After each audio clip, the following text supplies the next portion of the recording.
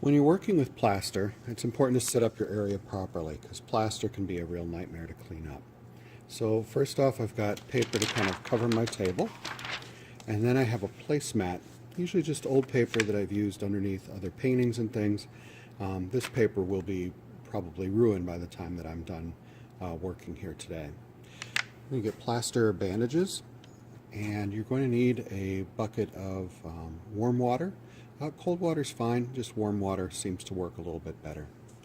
And this is my object that I'm going to cover in plaster.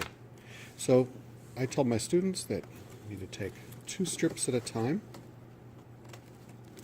Okay, so that's 2. Or you could take 1 and fold it in half. Then we take this and dip it in the water. And you have to strain it through your fingers. If you don't strain it, there's lots and lots of drips and it has too much water. We take it, put it on the object, and you have to smooth it on there with your hands.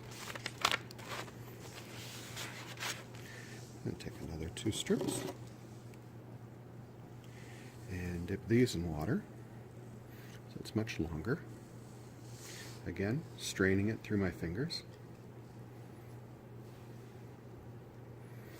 And I'm going to wrap this in the other direction and tuck it underneath.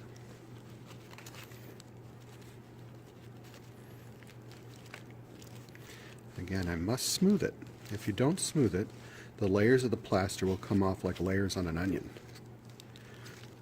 So it almost feels like clay as you're smoothing it on there.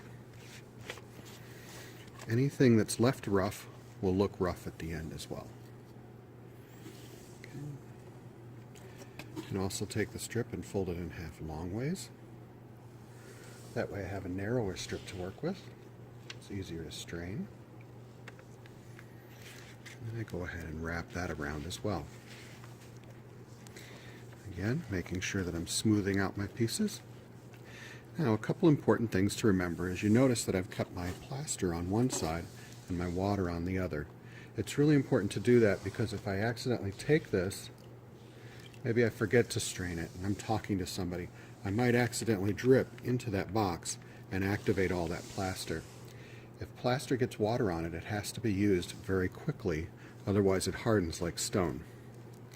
So it's very important to keep the water separated from the plaster until you're ready to use it.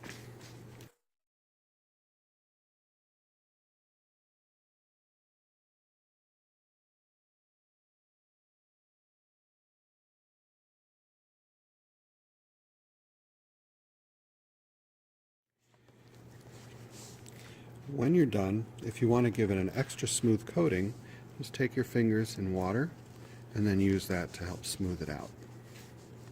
Get it as smooth as you can at this point.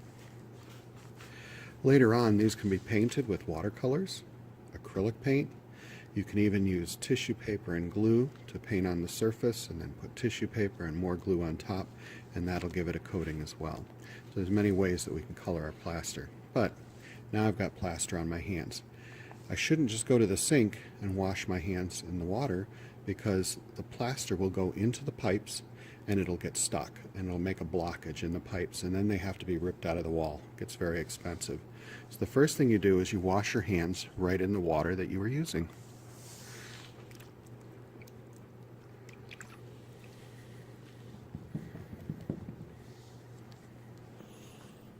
If you have a sink in your room, you should always have a bucket of water, and this way your hands can get a final wash in that bucket.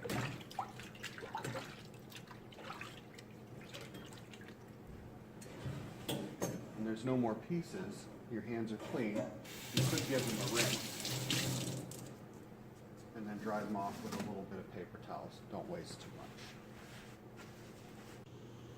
Now what do we do with that water that's sitting on the table? Well, that water has to be dumped outside in the grass. You can't dump that down a sink.